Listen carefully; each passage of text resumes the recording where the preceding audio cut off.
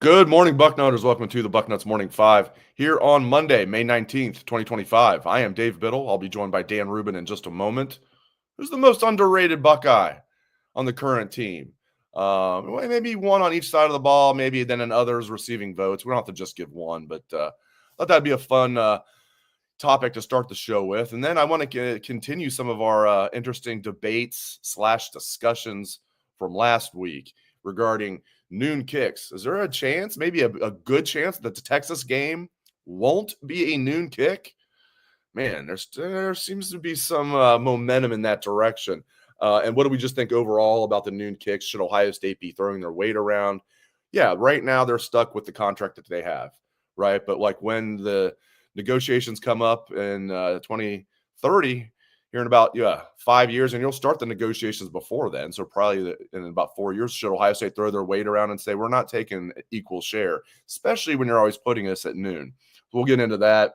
Is the hammer coming for Michigan? Curious to get Dan's take on that. And Will Smith Jr., who Dan Rubin said a couple weeks ago, we're like, if you had to pick one of these backup D tackles you think is going to step up, who do you think it's going to be? And Dan said Will Smith Jr. I was running through some old quotes last week, as you guys know, and dug up a quote from Larry Johnson that I had missed during spring ball that said Will Smith Jr. is really stepping up. All right, so a lot of great stuff to get to before we bring Dan in. We'll let you know about Factor. I love they're back as one of our sponsors, a longtime sponsor of the show. Great company. You guys know I love Factor meals. Make this your best season yet with delicious, nutritious 2-minute meals from Factor. Eating well has never been this easy. You just heat it up and enjoy, giving you more time to do what you want. There's no prep, nothing to clean up. The food arrives fresh. You pop it in your fridge. Then when you want a meal, you put it in your microwave for 2 minutes. Boom, magic. As I always say, these are not the frozen microwave meals we grew up on. This is high quality. It's fresh, ready in 2 minutes. I love it. I love a lot of their meals, like their grilled chicken with sun-dried tomatoes. They've got a steak and garlic potatoes meal I really like, with green beans as well. They have a ton of awesome smoothies. You guys got to check it out. And we've got a great deal for you. Get started at factormeals.com/bucknuts50. Excuse me. I almost got all that right. Get started at factormeals.com/bucknuts50 off, bucknuts50 off, and use code bucknuts50 off to get 50% off plus free shipping on your first box. Makes sense. You're getting 50% off, Bucknuts50 off. Once again, that's code Bucknuts50 off at factormeals.com/Bucknuts50 off for 50% off plus free shipping. Great deal. 50% off plus free shipping. Take advantage. Factormeals.com/Bucknuts50 off. 50% off plus free shipping. Easy for me to say. It really is a great company. I even see their trucks driving around, their little mini trucks or delivery trucks driving around my neighborhood often. So people are getting down with the Factor. All right, let's get down with Dan Rubin. Morning. How you doing, sir? Wonderful. Yourself, sir? As you notice, I've changed my title. Oh, look at you. Are you trying to usurp me here? You're the basking specialist. I just changed it. I saw you're still basking. I'm like, I got to tweak it. You got to. Yeah. Hey, as long as we're all still basking and we have our own little variation of basking, I love it. People are bask nutters. I love that it's caught on. Yeah. All right. Most underrated Buckeye. I have mine written down. I'm guessing. I know you so well. I bet we have the same guy. Who do you have? Hold on a sec. Let's, for the people, define how we view the term underrated, because I think in sports that's become kind of a cliche. Hey, he's the most underrated guy. Hey, Tyrese Halliburton. So what do you mean? But when you say underrated, what does that mean to you? For me, it's a guy. I'm not going to say you can't name somebody who's young like a James Peoples, who I think actually is underrated when you look at how national scribes are talking about Ohio State. Like, what are they going to do losing these two running backs? Like, I'm talking about somebody who's like maybe already proven at Ohio State, not just through his, what he could be or what his rankings were coming out of high school. Somebody that's already proven at Ohio State that he's a dude, but maybe he doesn't get talked about nearly enough. It's my loose definition. I like that one. That's kind of like how I'm doing it. And I've kind of combined that with also kind of expectations in a way. So I think I would bet It's Monday. I would bet that we have the same guy on offense. I bet we do. I'll bet on defense we don't, because I tried to mix it up and be fresh. Be fresh. All right. So who do you want to go first or you want me to go first? You want to try and say it at the same time? Yeah. All right. One, two, three. Carson Carnell Hinsman. Tate. Oh, good. What did you say? I had Carson Hinsman. Oh, I like Carson Hinsman too. That's a good one. Here's my rationale for Carnell Tate. All right. Comes in, he's a 5-star kid, right? And then he's one of the 5-star kids. When he came in, he enrolled early. Previous year, he came in a year before JJ. And remember the buzz about Carnell Tate during spring? And it wasn't just like, oh, from the fans. It was like almost like a preview of what they were going to say about JJ the following year. Not quite to that extent. And they just buzzed about him. Played as a true freshman, didn't play all that much because they had Marvin Harrison Jr. and Emeka Buka and all these guys. But you could see it. And then last year, I mean, dare I say he was the best number 3 receiver in the country, and it's not even close because you have Jeremiah Smith getting all the pub. And if there was any pub left over, it was going to Emeka. The Northwestern game, obviously Carnell got a lot of pub because he had the multiple touchdowns and everything he went through being from Chicago and losing his mom and everything. Such a cool story. So it wasn't like he was ignored. And then even this spring, Dan, leaving spring, obviously JJ, everybody, he overshadows everybody. But it's not like you're leaving spring and like, yeah, the second guy everybody's talking about the most is Carnell Tate. Everybody knows Carnell's the number 2. But who are guys talking about a lot leaving spring? Probably myself included. Mylan Graham got a lot of talk, rightfully so. He had a huge spring. Brandon Ennis is a guy you heard a lot about during spring. Oh, he's slimmed down. He looks quick, You just don't hear much about Carnell Tate, and this guy's an absolute stud. He's going to be a first-round pick. I feel like he's the most underrated player on the team, although you got me thinking with Carson Hinsman. The floor is yours, sir. I agree with everything you said there. But the thing is, you finished it off with if you look at the mock drafts that are out, now maybe people are just throwing him in there because the rationale is Ohio State has a first-round draft pick at wide receiver every year. But he is in a lot of first-round mock drafts, so underrated to me. Carson Hinsman is a guy who at one point in time people thought wasn't that good. That people wanted him moved for play purposes. And I think over the last year, he's just shown that versatility, toughness, mental toughness. There are a lot of guys who have been through what he's been through that would have just transferred back to Wisconsin and, called it a day here in Columbus. So, and I've also said this, the year we played with the first-year center was traumatizing in a little bit. So this is partially me thanking Carson for having experience at center. I think that's vital. And I would not be surprised if Carson, keep in mind, another year in the weight room. I cannot stress that enough for the lineman. Another year with Mick. I would not be surprised if he gets himself drafted and maybe even continues the lineage of your Corey Linsleys of the world. You know what I mean? Billy Price got drafted really high. So offense, I like Carnell Tate. He's probably even, like you said, he's probably not getting enough pub. I mean, how many guys in the country that are, put it this way, if you go to another program and they have a receiver of similar ilk to Carnell Tate, he's not underrated. He's on the cover of the program. He just doesn't play with J.J. Smith. Right. But even the guys behind, do you agree? Even some of those guys behind him got more buzz leaving spring. It's like they were new. Not that anybody says that they're better than him. It's because they're new. Because everybody's like, oh yeah, Carnell Tate, best number 2 receiver, was the best number 3 receiver in the country last year. He's going to be the best number 2 receiver in the country this year. Every Buckeye fan who knows their stuff is saying that. So it's two different things. No one's saying Carnell Tate's not good. It's just I feel like we just don't hear much, and I'm part of the problem. Probably I'm part of the problem. So maybe I'm trying to rectify that problem. But you make a great point with Hinsman. How many kids that would have been he was thrust into the fire because Luke Whippler went a year early. I think even Luke would admit that now. Nobody expected that. So Carson's then thrown into the fire as a redshirt freshman, as you said, starts all 12 regular season games and held up pretty well. Was he all Big Ten or anything? No, he was a redshirt freshman that was undersized at the time. Now he's filled out 2 years later. And then what happens? I know he probably was a little too loose-lipped on that podcast he went on. Maybe something else happened.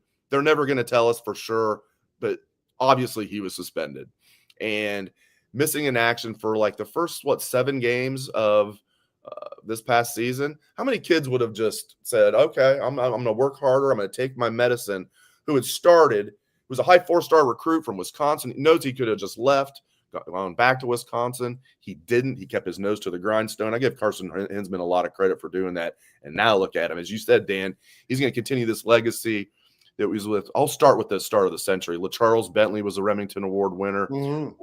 Nick Mangold should have been. He was the runner-up to a guy from Minnesota who ended up being like a 6th or 7th round pick, was out of the league like that. They got drafted the same year. Nick Mangold, 1st-round pick, and then lasted in the league for many years and made a ton of money.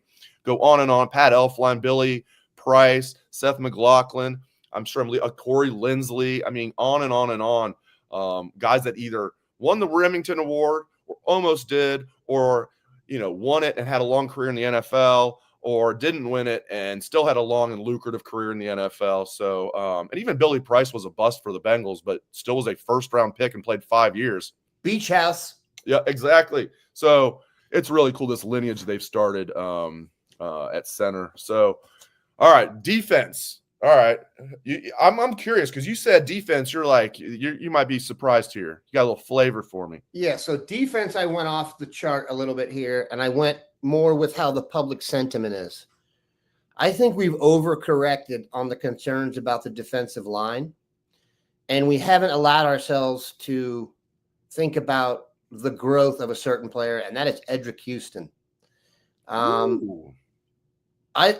am guilty of this. I've just said, he's going to be playing, he's going to be starting in there. He was kind of a hybrid defensive end, defensive tackle. And I think he's going to be a beast. I want to make sure that I wasn't underrating him. Like I said, do I think 2 years from now or a year and a half from now with Mick will be, advantageous for a guy who switched inside? Yes. But I think we may have just slept on just how good he is and how many splash plays he's going to make. A penetrating 3 technique guy with real athleticism can destroy another defense. If you look at the Tampa 2, which they blend in a little bit, that's the Warren Sapp spot that's been classically created. There are some NFL teams where that's your main guy, your main playmaker. The Geno Atkins of the world, Dave, for your taste back in the day. Yeah. A little bit undersized, but super athletic. So Edric Houston is my guy also, and I'm in the basking vibe. I want the guys from Georgia to come here and destroy. So this just in, more guys from Georgia want to come here and destroy. I know the Glenville pipeline, which, by the way, had a hiccup. We can discuss at some point. He'll come back. I know it. I got a story about guess who was also committed to Florida? Benedictine State Championship 2-way start, Jerome Baker. How'd that work out? Wait, when's the last time? There was one way, way, way back in the day that there was a Glenville kid, Ohio State won, and he went to USC. We'll have 10 people in the chat will remember. No, it's Andre something. Yeah, and he didn't end up doing There's a D-R-A-Y in his name. Andre Bruce? Is that a name? Or is that a linebacker from Atlanta that was drafted too high? Somebody will know it. Who are we talking about? Our good people. There was one guy back in the day that he may have also committed on Christmas. Everybody else Ohio State's ever wanted from Glenville, they've gotten in the end. I think he also committed on Christmas. Yeah, it was something like that. Endeared him to the staff tremendously. Yeah. That's a call I wanted to make. Hey, Merry Christmas. This dude just committed. Dan, F you. All right. Merry Christmas. Anyway. So I'm going to go with Edric Houston just because I think it's the beginning. I don't want to go to like a love affair with the dude for the next few years. He's going to be super productive. Sure, he's undersized and a little young to be in there now, and he doesn't have a ton of experience, but I think just a really, really good football player. There are some highlights of him in high school when he did play inside where he carried a fullback to the quarterback and ripped him down. So it's there, and he has the talent. So that's my guy. I'm going with Jermaine Matthews on that. Was my other choice, and that's why I didn't pick it because I knew you were going to pick it. We do. We know each other too well.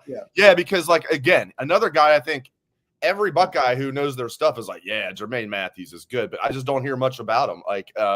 You hear about IGB. How's he going to do? And is he going to be get that oven mitt on, as you like to say? Is he going to oven mitt summer? He better have had it. Yes, and because he's always in good position. Always, most of the time, IGB's in really good position. He's Too good. tough. He's long. He's fast. I like for some of those like why even though he's wiry strong. Actually, he's more than wiry strong. If you see him, he's pretty damn ripped. But a lot of those guys that are like those tall, long corners are not that physical. But he's physical and he's got the attitude. But Jermaine Matthews, the fact that he played basically a 3-man rotation with Denzel Burke, 5th round pick. IGB will be a draft pick, and then Jermaine Matthews is out there just as much of them. I think he's going to have a huge year. This kid was a 2-way star in high school at Winton Woods, just took over in big games. I've always been high on him. I love his attitude. So, again, a guy that I think everybody knows is really, really, really good, but I just don't hear too much about him. Arvell Reese is another one that I considered. But I went with he might have been my others receiving votes, but I went with Jermaine Matthews. All right, before we move on, I'm going to let you guys know about our other sponsor. I mean, geez, let me show you guys something. This is a good one. Here. Let me show you guys. You guys can see my you guys see my wallet here? You guys see my you don't see it? Oh, now you do. Now you do. Yeah. It's a wallet. Ridge wallet, my friends. Ridge wallet. That is a wallet. Look at all that cash I have. See if you work with Dan Rubin in 20, you're just loaded. But seriously, this thing is a wallet. Okay, it is perfect, and it's it's nice to have. Just if only you were the one that knew you had it. But it's really cool when you pop it out and you put it on like the restaurant table, and people are like, "What is that?" And you need to be like, "It's a Ridge wallet," and you can tell them you can get them a good deal too. We're going to tell you about the good deal. You can pass it on. Memorial Day weekends are meant for backyard barbecues, all right, and relaxing. But it can be hard to relax with a giant, clunky old wallet weighing your pants down. Ridge Wallet is the slim, sleek upgrade your pockets have been waiting for. Look, we've all been there hauling around a wallet that feels more like a cinder block than an accessory. I think of George Costanza, his wallet probably weighed like 900 pounds or something like that. Had every little I was just going to talk about piece that of paper in there as possible. When he lost it like on the road, that's hilarious. That ain't going to happen with Ridge Wallet. All right. Ridge wallets are ultra slim, sleek, surprisingly spacious. So it holds up to, in addition to the cash strap here, it holds up to 12 cards. So it holds cash on the outside there, up to 12 cards. So you can have, you don't need more than 12 cards in your wallet for just a night out. You might overall, I get it. But 12 cards plus cash, you're good to go. All right, so it slips right in your front pocket and practically disappears. All right, right now, you guys really pay attention to this. This is where you get your good deal. Right now, Ridge is having their huge Memorial Day sale. Get up to 40% off at ridge.com/bucknuts. Just head to ridge.com/bucknuts to see their biggest sale of the year. After you purchase, they will ask you where you heard about them. Please support your show or our show. Actually, please support our show and tell them that our show sent you. Please support our show and tell them that we sent you. 40% off at ridge.com/bucknuts. There you go. Tell them that we sent you. Some of you guys have your own shows. You'll probably be like, blocks the scammers too, Dave. We sent you. Exactly. It blocks the scammers. Thank you, Dan. All right. So where do you stand on the big noon kickoff debate? Are you like, I don't really care? Or I got a question for you. The Texas game is different. I think the Texas game should be at night. Normally, I don't really care, but the Texas game should be at night. Where are you at on this big noon? Let me first ask you a question. Do you think Big Noon is built the way it's built, timing-wise, to compete with ESPN Game Day? So they had the main game to lead into there. Was that the goal? What's the goal of the noon kickoff? I'm not sure I really even know the answer to that. Can you tell me first? That was part of it. I think the big thing was they just wanted to own, because when they made the decision, and now they're all kind of on the same team. When they made the decision, CBS owned 330 SEC. Right. Now CBS has Big Ten there. And then ESPN ABC owned primetime. Right. So I think Fox, the biggest thing for Fox, and a part of it was they wanted it to lead in and compete with Game Day, although they probably knew it'd be really tough to ever beat Game Day in ratings. But I actually like the Big Noon Kickoff show better. But, yeah, I think that was part of it. I think the biggest thing was they said, okay, let's own that noon window. Yep. And I don't know. I'm hearing a lot of smoke now. I just thought it was fait accompli when they said it was going to be on Fox, that, okay, the Texas game's definitely going to be at noon. And maybe it still will be, but there's a lot of smoke now that it might not be. So it'll be interesting to see how it turns out. It is interesting that Fox announced that they're going to broadcast it. They did not say a time. I'll say this. I can see this from a lot of angles. It's not something that that's one of the angles I'm going to get to. It's not something to me personally that has a lot of juice. I'll say this. There may be a chance that the staff I work with likes the noon kickoff because they can have dinner with their family maybe. So that's self-serving. We won't do that. Right. I, on the other hand, would hedge bets and join D. Sanchez, and that what helps the program the most. Right. Ohio State recruits, as I said in Spinal Tap, the world and elsewhere. So they need to get here from longer distances, and they play football for the most part on Friday nights. That means they just can't get here for a Saturday noon game. So I'm against that. So for recruiting purposes, I would absolutely want it to be a night game. Night games at the Shoe, are those fun? Would you want to be recruited at that? Yes. Mm-hmm. So double whammy there. So recruiting being the lifeblood of the program and really the through thread that I pay attention to, I would just say I would prefer it to be night games for my staffers and the well-being of the people that I love and trust. I guess they will go for noon. I appreciate you guys, but I will say there are days when I wake up geeked and I'm glad it's at noon and I don't have to wait all day. I'm not playing, by the way. Right. But there are days when I'm like, let's just go, dude. Let's just go. I'm going to be geeked all day. To me, and I say this as a Cowboys fan and also a Buckeyes fan, when you're the top dog, you are going to be subject to the national TV schedule. You've kind of the reward for being the number one brand is you lose control of when they're going to show it off for the most part. I think the Cowboys have 4 Thursday games. They're not even good. The Cowboys can't go to the NFL and say, well, we wanted to go because you're putting us on. Like the Ohio State would have that power. Fair. I'm not saying it's a direct comparison. Oh, and I know you're not. I wasn't saying that you're saying that's apples to apples. I just want to make this clear. Like if Clemson and Florida State can go to the ACC and say we want a bigger piece of the pie, you better believe your bleep that Ohio State could go to the Big Ten, Fox, when 2030 comes around and say, listen, and maybe they'd call Ohio State's bluff. I know Ohio State doesn't want to leave the Big Ten. Say, listen, we're not getting the same piece of the pie as Purdue anymore. We're not doing it. Not only are we the cash cow anyway, you're putting us on at noon all the time. That's fine, but you got to give us a bigger piece of the pie. If I'm Ohio State, I throw my weight around. I think Jerry Jones has some weight in the NFL. It's a separate discussion. A little bit. But yeah, I would.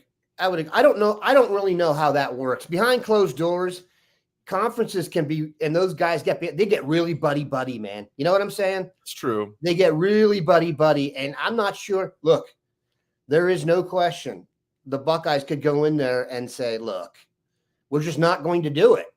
Let's just, stalemate it. They don't seem to do stuff like that as much, Dave. They don't seem to throw their weight around like that. Now, I don't know if that means they don't have the ability to do so. I would question that. But that doesn't seem to happen when you get all the cronies in one room.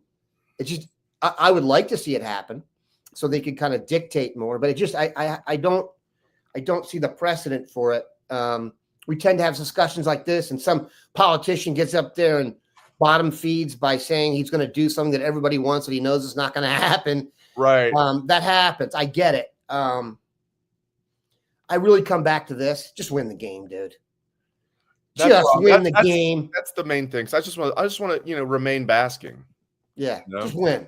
Just win, baby. Win, baby. That's right. That's why I like the recruiting argument, because it helps you win. So I would prefer it to be a night game. And also, having been to the Shoe for some night games, it's not, and then the weather is good. It's not an unfun day.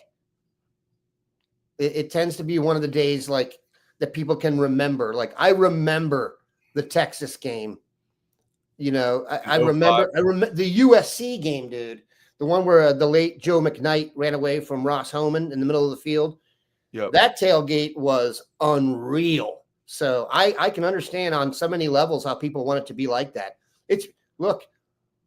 People make money also if you have an 8:00 game or a night game at Ohio State, there's more people making money there in the parking lot and everything than there is for a noon game. So I understand that the restaurants, the parking, the everything. So I get it, but Dan, I just want to win. time. How does it help us win? We had a great time at that 2005 Ohio State-Texas game in Columbus until we didn't. I mean, Mr. Bucknuts threw the tailgate of tailgates that day. Colin Coward stopped by. Speaking of which, Dave, those columns that Mr. Bucknuts is, we've hit on 3 or 4 points that were covered in that. This, like Corey Leslie was coming to work for us, right, in an administrative role. I got that email, copied on it, and it was like Corey Leslie sent in a standard "Can I come work for you?" email. There was another guy involved who was friends with him, and so it's he's like, "I don't think I'm going to get drafted. I don't know how this is going to go, so I need to come sell financial services." And I know what his offer was. It was not what you pay a rookie in the NFL. So good for Corey and family.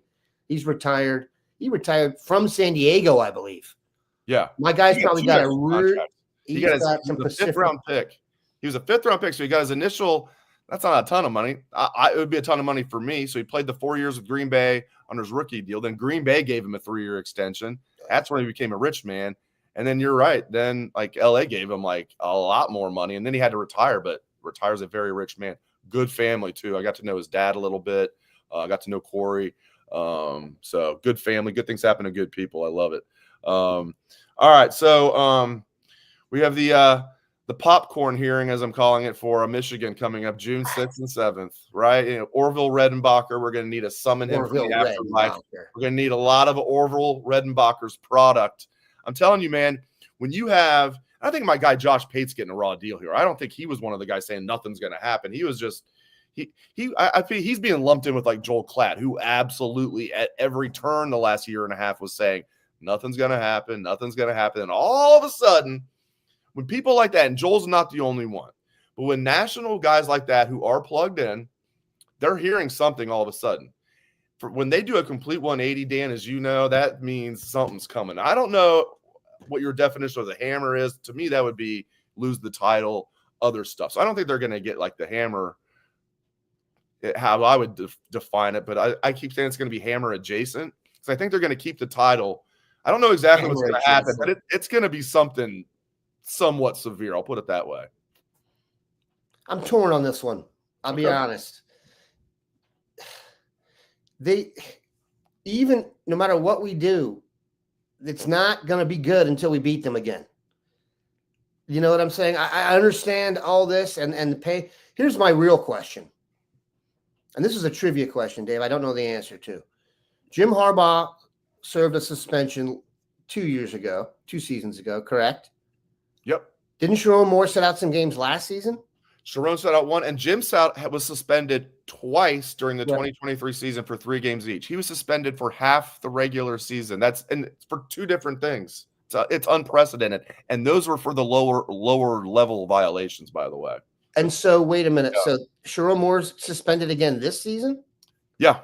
Okay. Here's my trivia question. Has any program in the history of college football had their head coach suspended for games in 3 straight seasons? I can't imagine. Dirty. Just dirty. You're dirty. At least nothing else is going on there. Think about that. Oh my God. That's spooky. That's spooky. If you ever don't hit send, it doesn't even matter with that. That guy's going into your phone and stuff. That's a different level of oogie. That guy needs to be incarcerated. He will be. He's facing. Yeah, I mean that's he's facing like 90 years in prison. I don't think he'll get a lifetime sentence, which is what that would obviously be for him. But he'll be in prison for a while. But history books, I understand people want to take away from the quality of the championship that Michigan won because they cheated, and everyone knows they cheated. The more this stuff goes on, and I do think history will look back on this. And you're just going to have the stats in front of you. You won the title, and they're going to be like, wait a minute, your coaches were suspended. You replaced the guy with a guy who got suspended, and he got suspended again. What the hell was going on down there? And then you have the white stuff. That chapter in history will be held up as like, the dirty title, or there'll be documentary films made, the shady champ, khakis, contraband, whatever you want to call it. It was a shady title. They're not taking it away from them. You can't take away the weekend the Michigan people had enjoying it down there. You're not going to be able to pull that emotion back out of them. So who cares? I had a Michigan fan tell me recently, swear to God, live in the present. And I said, we just won the national title in the most recent game. They're like, no, the present is 4 years. It's like, it's not. And also, my son is 18. He's got a very good record in his 18 years against the Buckeyes, if we're judging it. You're going to pick before us in the draft, put it that way.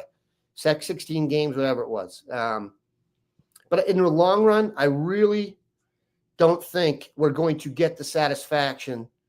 We already know they cheated.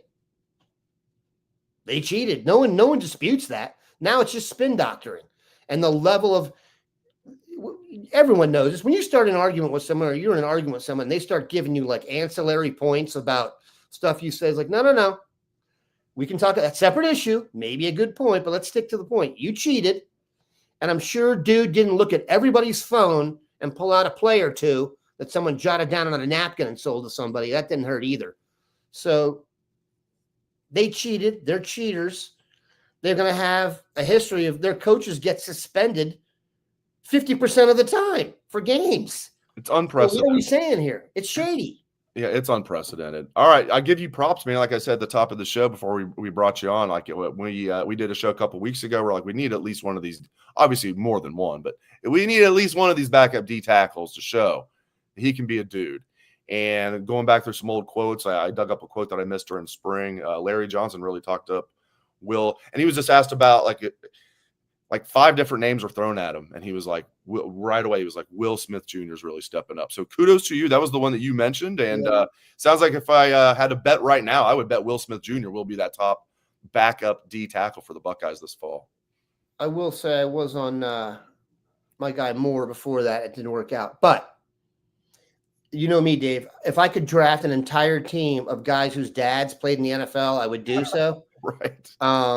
He played at Dublin.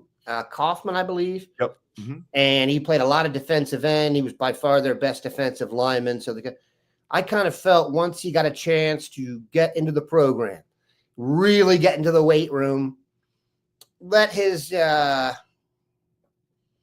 vibe come out, that we were going to see a stud.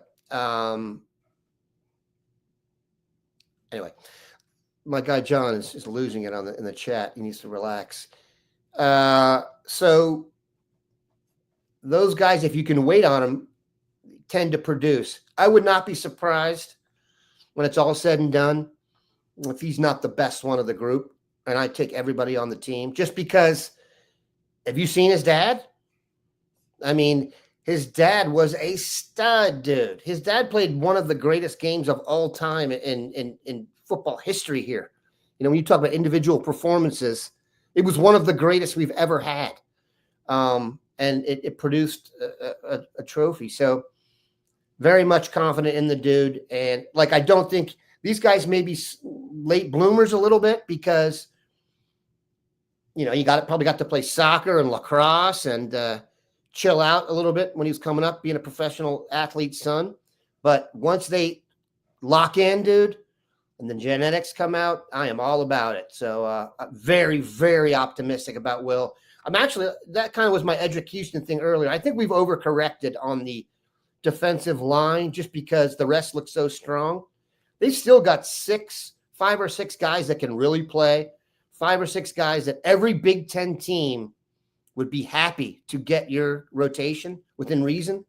So, yes, on the group, I understand how people are a little suspect of that just because the rest of the defense is a little more proven, but I don't think we're that up the creek at defensive tackle. So I'm psyched about Will, big time.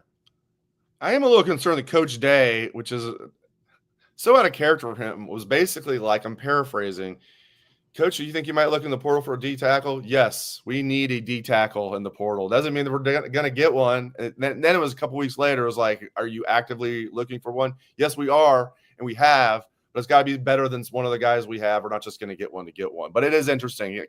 He typically would talk around that a little bit, For him, but he's got no returning starters there.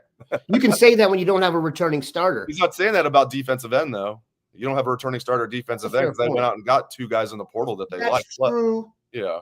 That's true. I would say that's a little bit semantics that we don't have a returning starter defensive end. Everybody every Buckeye fan could answer right now who they thought the starting defensive ends were going to be. It wasn't like they were going, there's going to be. Now, it may have changed with our guy from Carolina coming up, Atkinson, but I think everybody assumed last year they were going to be that Carson and Kenyatta might start, and then you had everyone come back and stuff. So I get that, but I think we'll be all right at defensive tackle. I'm not as worried about that as the masses. Especially if K-Mac and Edric stay healthy, and then Will steps up as the top backup, like we were saying, and hopefully somebody else steps up. I agree. And health is a great point, though. And they're going to use more odd fronts, I think, as well. The health is a great point. And like you said, Dave, I could see a nice Rushman package getting developed with their defensive ends. Yep. My guy Atkinson can slide inside a little bit. Edric Houston is fine in a Rushman package. Yep. Either you can move him outside in a Rushman package. He's that good. Right. So, yeah, I like what you're saying there. But health may be even more important this year because they don't have the vets to rely on. If someone gets hurt, you can turn to Tyleek and be like, dude, I need 3 games out of you like you've never had before. We're going to ask you to do a lot more until your guy gets back. We don't have that now. And look, that was not an average defensive line. Maybe the fact that they were around so much, they got nitpicked and stuff. You're talking about 4 long-time NFL players who are going to make talk about beach houses. Those guys could start a beach community. So some of them already could just by the NIL they earned at Ohio State. Geez, going over there is hilarious. And it's a car show going over to that player's parking lot, and good for them. Good for them. All right, great stuff from Dan Rubin as usual. I appreciate it, Dan. Thanks to all of you for tuning in the show. We appreciate that very much. Hope everyone has a great rest of your day. Go Bucks. Still basking.